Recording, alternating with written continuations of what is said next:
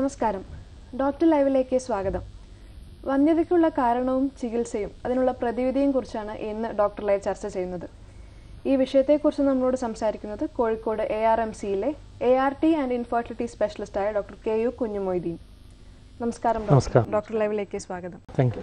Sir, വന്ധ്യത എന്താണ്, അല്ലെങ്കിൽ ശരീരത്തിലുണ്ടാകുന്ന എന്തെല്ലാം വ്യതിയാനങ്ങളാണ് വന്ധ്യതയ്ക്ക് കാരണമാകുന്നത്? വന്ധ്യത എന്നതുകൊണ്ട് സാധാരണയായി സൂചിപ്പിക്കപ്പെടുന്നത് വിവാഹത്തിന് ശേഷം 1 വർഷത്തോളം ശ്രമിച്ചിട്ടും കുട്ടികളിൽ ഉണ്ടാവാത്ത ഒരവസ്ഥയാണ് വന്ധ്യത എന്ന് പറയുന്നത്. അത് സാധാരണയായിട്ട് പറയുകയാണെങ്കിൽ ഒരു പ്രാഥമികമായിട്ടുള്ളൊരു വന്ധ്യതയും അല്ലെങ്കിൽ രണ്ടാമത് വരുന്ന ഒരു വന്ധ്യതയുണ്ട്. പ്രാഥമികമായിട്ടുള്ള വന്ധ്യത എന്ന് പറഞ്ഞു കഴിഞ്ഞാൽ ഇതുവരെ ഗർഭധാരണം നടക്കാത്ത, ഒരു തരത്തിലുള്ള ഗർഭധാരണവും നടക്കാത്തൊരവസ്ഥയാണ് പ്രാഥമികമായിട്ടുള്ള വന്ധ്യത എന്ന് പറയുന്നത്. നേരെ മറിച്ചിട്ട് രണ്ടാമത് വരുന്ന വന്ധ്യത എന്ന് പറഞ്ഞാൽ, അല്ലെങ്കിൽ സെക്കൻഡറി ഇൻഫെർട്ടിലിറ്റി എന്ന് പറഞ്ഞു കഴിഞ്ഞാൽ, ഒരു കുട്ടിയോ അല്ലെങ്കിൽ ഒരു ഗർഭധാരണം, അത് അബോർഷനാകാം, ട്യൂബിലെ ഗർഭമാവാം, ഏതെങ്കിലും ഒരു തരത്തിലുള്ള ഒരു ഗർഭധാരണം നടന്നതിന് ശേഷം വീണ്ടും ഗർഭധാരണം നടക്കാത്തൊരു അവസ്ഥയാണ് രണ്ടാമത് വരുന്ന വന്ധ്യത കൊണ്ട് സൂചിപ്പിക്കുന്നത്. ഇതിന് ശരീരത്തിലെ ഒട്ടനവധി കാര്യങ്ങൾ പലപ്പോഴും ഇതിന് കാരണമായിട്ട് വരാറുണ്ട്, പുരുഷന്മാരുടെ ആയാലും സ്ത്രീകളുടെ ആയാലും.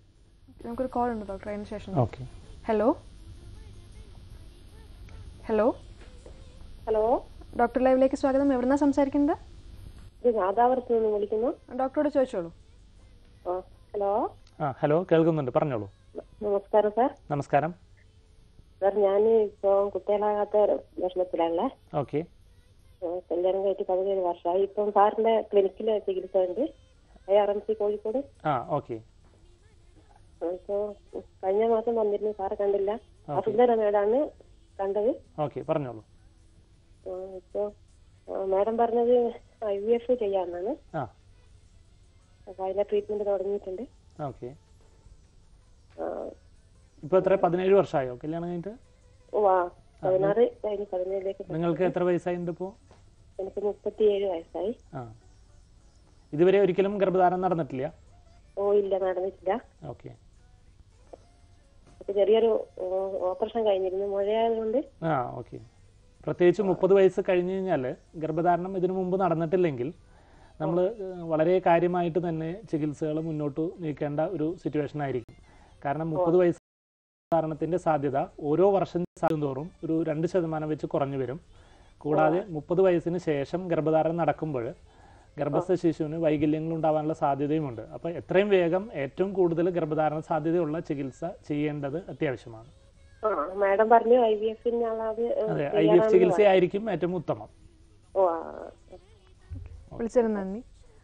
ഡോക്ടർ നേരത്തെ സൂചിപ്പിച്ചു എന്തെല്ലാം കാരണങ്ങളാണ് ഈ സ്ത്രീയായാലും പുരുഷനായാലും വന്ധ്യതയ്ക്ക് കാരണമാണ്?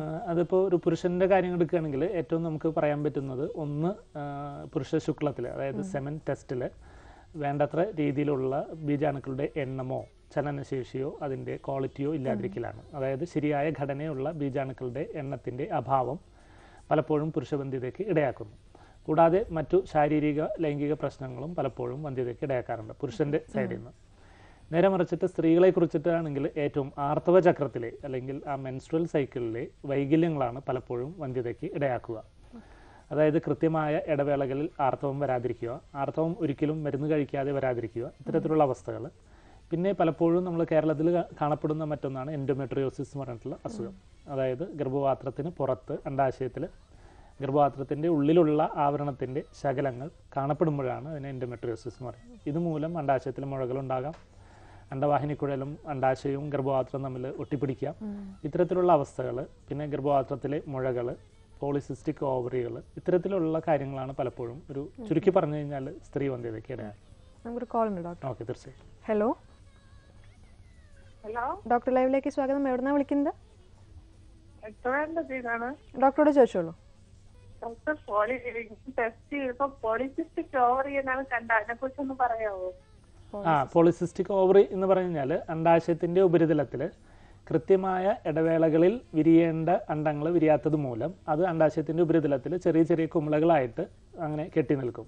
അതിനെയാണ് പോളിസിസ്റ്റിക് ഓവറി എന്ന് പറയുന്നത്. ഇത് പലപ്പോഴും അമിതവണ്ണം ഉള്ളവരിലും പിന്നെ ആർത്തവം കൃത്യമായി നടക്കാത്തവരിലാണ് പലപ്പോഴും കാണപ്പെടുക. ഇത് വന്ധ്യതയ്ക്ക് പലപ്പോഴും കാരണമാകാറുണ്ട്. എന്നുവെച്ചാൽ പ്രധാനമായിട്ട് നമ്മൾ ആ ലൈഫ് സ്റ്റൈലിലുള്ള വ്യത്യാസമാണ് ഇതിൽ പ്രധാനമായിട്ടുള്ള പ്രതിവിധി. അതായത് ശരീരത്തിൻ്റെ ഭാരം കുറയ്ക്കൽ വളരെ അത്യാവശ്യമാണ്. പിന്നെ ഇത് അണ്ടോൽപാദനം കൃത്യമായി നടക്കാനുള്ള മരുന്നുകളും അതിനോടനുബന്ധിച്ചുള്ള മറ്റു ഇഞ്ചക്ഷനുകളുമാണ് ഇതിന് പലപ്പോഴും വേണ്ടിവരിക.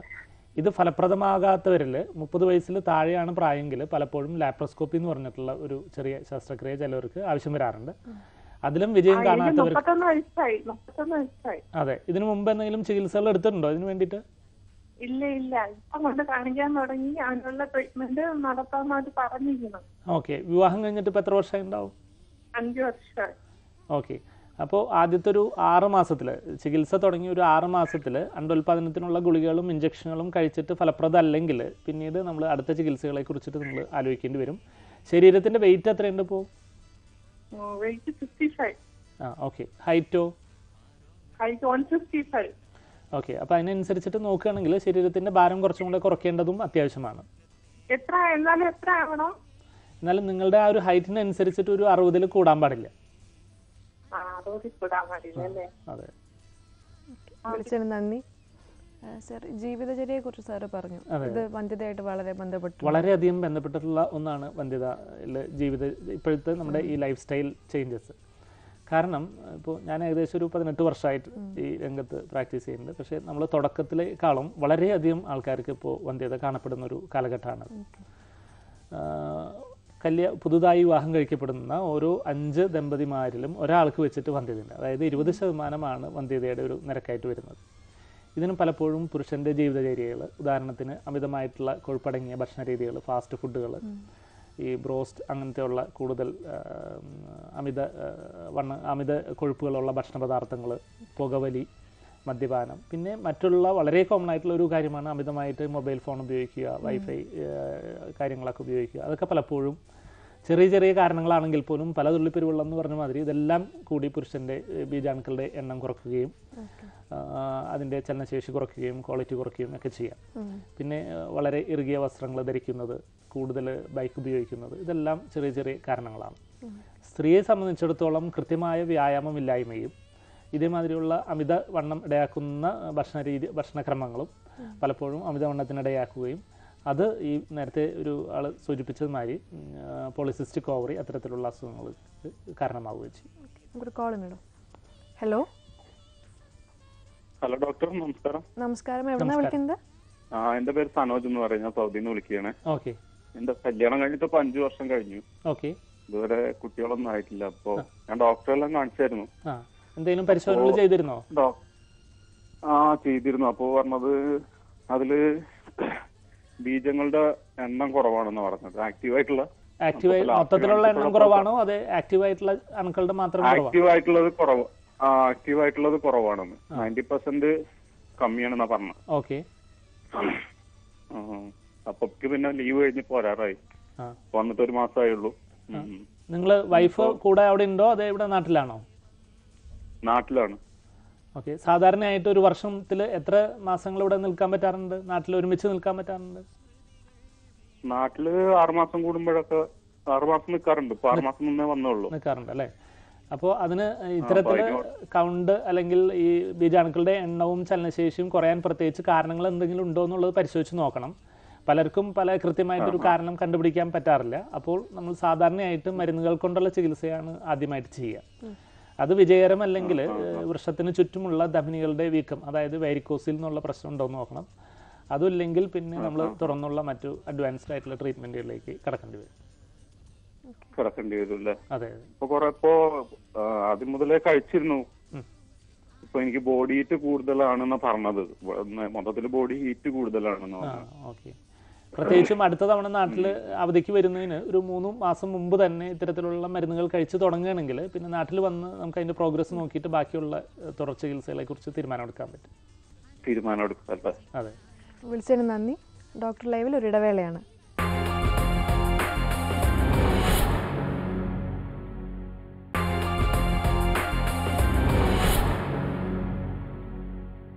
ഡോക്ടർ ലൈവ് തുടരുന്നു. ഡോക്ടർ, ഈ വന്ധ്യത സ്ഥിരീകരിക്കാനുള്ള മാർഗങ്ങൾ എന്തൊക്കെയാണ്? അതിൽ നമ്മൾ ഇപ്പോൾ കുറേ പരിശോധനകളുണ്ടെങ്കിലും നമ്മൾ ഒരു കപ്പിൾ വരുമ്പോൾ ആദ്യം തന്നെ നമ്മൾ എല്ലാ പരിശോധനകളും ഒരുമിച്ച് ചെയ്യാറില്ല. പല ഘട്ടങ്ങളിലായിട്ട് അതിനുള്ള ടെസ്റ്റുകൾ ചെയ്യാം. ഉദാഹരണത്തിന് ഒരു കപ്പിൾ വരുമ്പോൾ അതിൽ പുരുഷൻ്റെ കാരണമാണ് ആദ്യം നോക്കുക. അവരുടെ ക്ലിനിക്കലായിട്ടുള്ള കാര്യങ്ങളൊക്കെ ചോദിച്ചറിഞ്ഞതിന് ശേഷം പുരുഷന് എന്തെങ്കിലും പ്രശ്നങ്ങളുണ്ടോ എന്നറിയാൻ അവരുടെ ഒരു സെമൻ അനാലിസിസ് അല്ലെങ്കിൽ പുരുഷ ശുക്ല പരിശോധനയാണ് ചെയ്യുന്നത്. ഇത് 2 മുതൽ 3 ദിവസം വരെ 2-3 ദിവസം ലൈംഗിക ബന്ധം പുലർത്താതെ, അതായത് ശുക്ലം നഷ്ടപ്പെടാതെ വേണം ശുക്ലം ശേഖരിച്ച് അതിനുള്ള പരിശോധനകൾ ചെയ്യാൻ.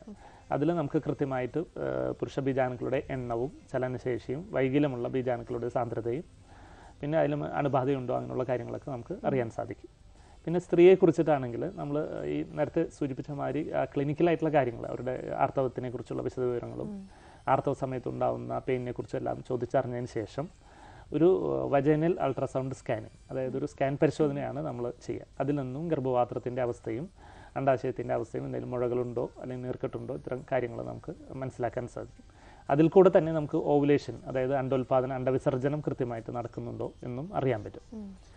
പിന്നെ ഈ പരിശോധനകളെല്ലാം നോർമലാണെന്ന് കാണുകയാണെങ്കിൽ പിന്നെ നമ്മൾ അടുത്ത കാരണങ്ങൾ കണ്ടുപിടിക്കാനുള്ള പരിശോധനകളിൽ ഏറ്റവും പ്രാമുഖ്യമായതാണ് ഹോർമോൺ പരിശോധനകൾ സ്ത്രീയെ സംബന്ധിച്ചിടത്തോളം. അതിൽ നമുക്ക് തൈറോയിഡിനെ കുറിച്ച് അറിയാനും തലച്ചോറിൽ നിന്ന് ഉൽപ്പാദിപ്പിക്കപ്പെടുന്ന പ്രൊലാക്റ്റിൻ ഹോർമോണിനെ കുറിച്ച് അറിയാനും, ഇതെല്ലാം ആർത്തവത്തെയും ഗർഭധാരണത്തെയും ഒക്കെ ബാധിക്കുന്ന ഹോർമോണുകളാണ്. പിന്നെ FSH, LH, AMH എന്നൊക്കെ പറഞ്ഞിട്ടുള്ള 2-3 സാധാരണയായിട്ടുള്ള ഹോർമോണുകളാണ്. ഈ പരിശോധനകൾ ചെയ്ത് കഴിഞ്ഞാൽ നമ്മൾ പ്രാഥമികമായിട്ട് ചികിത്സ ആരംഭിക്കും, ഇതിൻ്റെ എല്ലാം പരിശോധനാ ഫലത്തെ അനുബന്ധിച്ചിട്ട്. അതിനുശേഷം അതിൽ തുടക്കത്തിലുള്ള ചികിത്സകൾ വിജയകരമല്ലെങ്കിൽ ലാപ്രോസ്കോപ്പി എന്ന് പറഞ്ഞിട്ട് സ്ത്രീയുടെ പൊക്കിളിന് താഴെ ഒരു ചെറിയ മുറിവ് ഉണ്ടാക്കിയിട്ട് അതിൽ കൂടെ ചെയ്യുന്ന ഒരു മയക്കം കൊടുത്ത് വേദനയില്ലാതെ ചെയ്യുന്ന ഒരു ചെറിയൊരു കീഹോൾ ഓപ്പറേഷനെയാണ് ലാപ്രോസ്കോപ്പി പരിശോധന എന്ന് പറയുന്നത്. അതിൽ കൂടി ഗർഭപാത്രത്തിൻ്റെ പ്രവർത്തനത്തെയും അണ്ടവാഹിനിക്കുഴലിൻ്റെ പ്രവർത്തനത്തെയും അണ്ടാശയത്തിൻ്റെ പ്രവർത്തനത്തെയും എല്ലാം നമുക്ക് നേരിൽ നോക്കി കാണുവാൻ, ഇതൊക്കെയാണ് നമ്മൾ ചെയ്യുന്നത്. തീർച്ചയായിട്ടും. ഹലോ, ഡോക്ടർ ലൈവിലേക്ക് സ്വാഗതം. എവിടുന്നാ വിളിക്കുന്നത്? ഇല്ലത്തോടുന്ന മലയാറ്റൂര്. ഡോക്ടറോട് ചോദിച്ചോളൂ. Hello doctor. കേൾക്കുന്നുണ്ട്, പറഞ്ഞോളൂ. എന്റെ ചിട്ടയ്ക്ക് വേണ്ടിട്ടാണ് വിളിക്കണതേ. ആർക്ക് വേണ്ടിട്ട്? ചിറ്റയ്ക്ക് വേണ്ടിട്ട്. പറഞ്ഞോളൂ. അവർക്ക് 10 വർഷം കല്യാണം കഴിഞ്ഞിട്ട് ഇതുവരെ കുട്ടികളൊന്നും ആയിട്ടില്ല. കുറെ ആശുപത്രികളിൽ പോയി. എത്ര വയസ്സുണ്ട് അവർക്ക് ചിറ്റയ്ക്ക്? ചിറ്റയ്ക്ക് 45 വയസ്സ്. ഓക്കെ. അപ്പം ഒരു കുഴപ്പമില്ലെന്നാണ് പറയുന്നത്. പക്ഷെ കുട്ടികളാവണില്ല. എന്ത് ചെയ്താ? അതായത് 10 വർഷമായി കല്യാണം കഴിഞ്ഞിട്ടെന്ന് പറയുമ്പോൾ ചികിത്സ ആരംഭിക്കുമ്പോൾ തന്നെ അവർക്ക് 35 വയസ്സായി ഉണ്ടാവും അല്ലേ? അപ്പോൾ ഈ ഏജ് അല്ലെങ്കിൽ പ്രായം കൊണ്ടുള്ള ഗർഭധാരണത്തിനുള്ള ബുദ്ധിമുട്ടുകൾ പലപ്പോഴും ആ വയസ്സിൽ പലപ്പോഴും ഉണ്ടാവും. അപ്പം അത് തന്നെയായിരിക്കും ഒരു പ്രധാന കാരണം. കാരണം എല്ലാ വന്ധ്യതാ പരിശോധനകളുടെയും ഒരു പരിമിതി, സാധാരണയായിട്ടുള്ള പരിശോധനകളുടെ ഒരു പരിമിതി എന്ന് പറഞ്ഞു കഴിഞ്ഞാൽ പുരുഷ ബീജാണുവും സ്ത്രീയുടെ അണ്ടവും തമ്മിൽ യോജിക്കുന്നുണ്ടോ എന്നറിയാനുള്ള ഒരു പരിശോധന നിലവിലില്ല. അതായത് ഫെർട്ടിലൈസേഷൻ നടക്കുന്നുണ്ടോ എന്നുള്ളത്. അപ്പോൾ പലപ്പോഴും 30 വയസ്സിന് ശേഷം സാധാരണയുള്ള, അല്ലെങ്കിൽ ഇപ്പോൾ പ്രത്യേകിച്ച് ഇപ്പോൾ ഈ പറഞ്ഞ മാതിരി 35 വയസ്സിലൊക്കെ ആണെങ്കിൽ മരുന്നുകൾ അധികം ഉപയോഗിക്കുന്നതിന് മുമ്പായിട്ട് തന്നെ നമ്മൾ ഏറ്റവും നേരത്തെ ഗർഭധാരണം ഉണ്ടാകുന്നതിന് വേണ്ടിയിട്ട് IVF മാതിരിയുള്ള ചികിത്സകൾ തുടക്കത്തിൽ തന്നെ ചെയ്യണം. അല്ലാതെ 45 വയസ്സോ 40 വയസ്സോ ആയതിനു ശേഷം അത്തരത്തിലുള്ള ചികിത്സകൾ ചെയ്യുമ്പോൾ അതിൻ്റെ ഒരു ചികിത്സാ ഫലത്തെ തന്നെ അത് ഈ പ്രായക്കൂടുതൽ ബാധിക്കും. വിളിച്ചതിന് നന്ദി. ഡോക്ടർ, ഇപ്പോൾ ഇത് വന്ധ്യത കാരണം പലർക്കും കുറ്റപ്പെടുത്തലുകളും അവഗണനയൊക്കെ ഉണ്ടാവാറ്. അപ്പം ഇങ്ങനെ ഉള്ളവർക്ക് സാറിന് കൊടുക്കാനുള്ള മെസ്സേജ് എന്താണ്? കാരണം വെച്ചാൽ വന്ധ്യതാ ചികിത്സയ്ക്ക് വരുമ്പോൾ തന്നെ അതിനെക്കുറിച്ചിട്ട് ചെറിയൊരു അവബോധം എല്ലാവർക്കും ഉണ്ടായിരിക്കണം. ഏത് ക്ലിനിക്കിലായാലും ഏത് ഡോക്ടറെ അടുത്തായാലും ആ ഡോക്ടർ പറഞ്ഞ കാര്യങ്ങൾ മുഴുവൻ സ്വയം ഉടൻ തന്നെ ചെയ്യാൻ തീരുമാനിക്കാതെ അതിനെക്കുറിച്ചിട്ടുള്ള ചെറിയൊരു ഐഡിയ ഉണ്ടെങ്കിൽ ഇതൊക്കെ പറയുന്നതൊക്കെ ശരിയാണോ, ഈ ടെസ്റ്റുകളും പരിശോധനകളും ചികിത്സകളൊക്കെ തങ്ങൾക്ക് ആവശ്യമുള്ളതാണോ എന്ന് അവർക്ക് സ്വയം അറിയാൻ സാധിക്കും.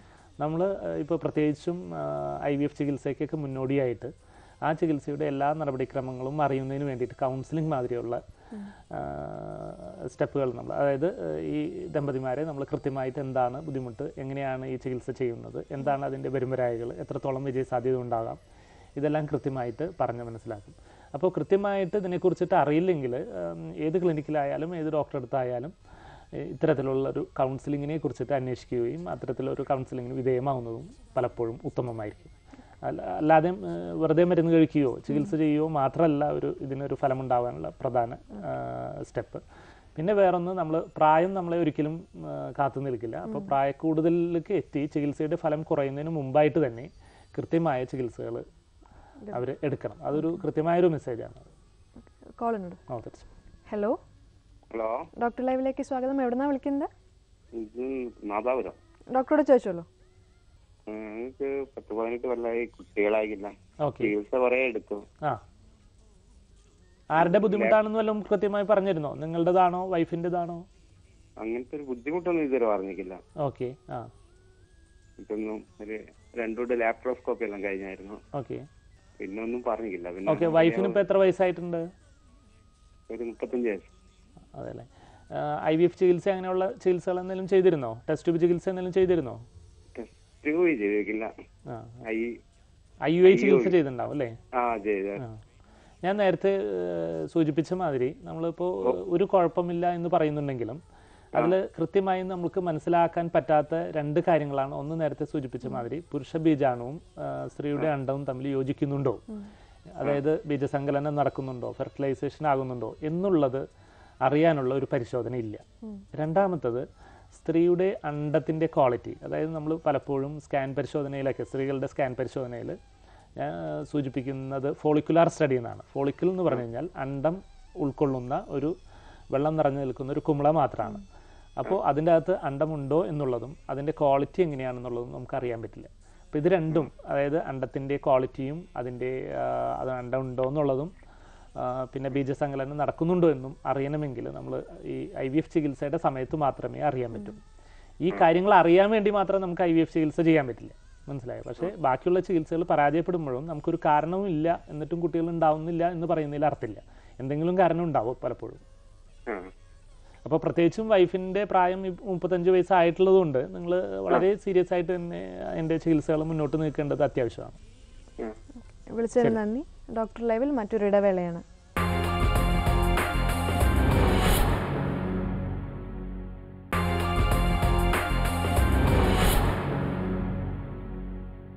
ഡോക്ടർ ലൈവ് തുടരുന്നു. സർ, വന്ധ്യതയ്ക്ക് ഇപ്പോൾ ലഭ്യമായിട്ടുള്ള ചികിത്സാ രീതികൾ എന്തൊക്കെയാണ്? ചികിത്സാ രീതികളെ നമുക്ക് പ്രധാനമായിട്ടും 3 വിഭാഗത്തിൽ ഉൾപ്പെടുത്താം. അതായത് മരുന്നുകൾ കൊണ്ടുള്ള ചികിത്സകൾ, അല്ലെങ്കിൽ ഇഞ്ചക്ഷനുകൾ, അത്തരത്തിലുള്ള ചികിത്സകൾ, അത് പുരുഷനായാലും സ്ത്രീക്കായാലും. മറ്റൊന്ന് ഓപ്പറേഷനുകൾ മൂലമുള്ള ചികിത്സകൾ, അതായത് ലാപ്രോസ്കോപ്പി, അല്ലെങ്കിൽ പുരുഷനാണെങ്കിൽ വാരിക്കോസിലിൻ്റെ ഓപ്പറേഷനുകൾ, അത്തരത്തിലുള്ളത്. ഈ സമയത്തെല്ലാം ഈ 2 കാര്യങ്ങളും, മരുന്ന് കഴിക്കുമ്പോഴും ഇഞ്ചക്ഷൻ ചെയ്യുമ്പോഴും ഓപ്പറേഷൻ ചെയ്യുമ്പോഴും സ്വാഭാവിക രീതിയിൽ ശാരീരിക ബന്ധം പുലർത്തിയിട്ട് വേണം ഗർഭധാരണത്തിന് ശ്രമിക്കുക. ഇത് ഒരു വിജയമല്ലെങ്കിൽ, അതായത് സാധാരണയായിട്ട് എല്ലാ കാര്യങ്ങളും പെർഫെക്റ്റ് ആയിട്ട് വന്നാൽ പോലും ഓരോ മാസവും 5% മാത്രമാണ് ഗർഭധാരണം നടക്കാനുള്ള സാധ്യത. അപ്പോൾ ഇത്തരത്തിലുള്ള കാര്യങ്ങൾ ഒരു 6 മാസമോ മറ്റോ ട്രൈ ചെയ്തിട്ട് ശരിയായിട്ടില്ലെങ്കിൽ പിന്നെ ചെയ്യുന്നതാണ് ഇൻട്രായൂട്രൈൻ ഇൻസെമിനേഷൻ. അതായത് പുരുഷ ബീജാണുക്കളെ നമുക്ക് ശുദ്ധീകരിച്ച് അത് ഗർഭപാത്രത്തിലേക്ക് അണ്ടവിസർജന സമയത്ത് കുത്തിവെക്കുന്നതാണ് IUI എന്ന് പറയുന്നത്. അത്തരത്തിലുള്ള ചികിത്സയുടെ വിജയസാധ്യത എന്ന് പറയുന്നത് ഏകദേശം ഒരു 15%. അതായത് സ്വാഭാവിക രീതിയിൽ ശ്രമിക്കുന്നതിനേക്കാളും ഒരു 3 മടങ്ങ് കൂടുതൽ.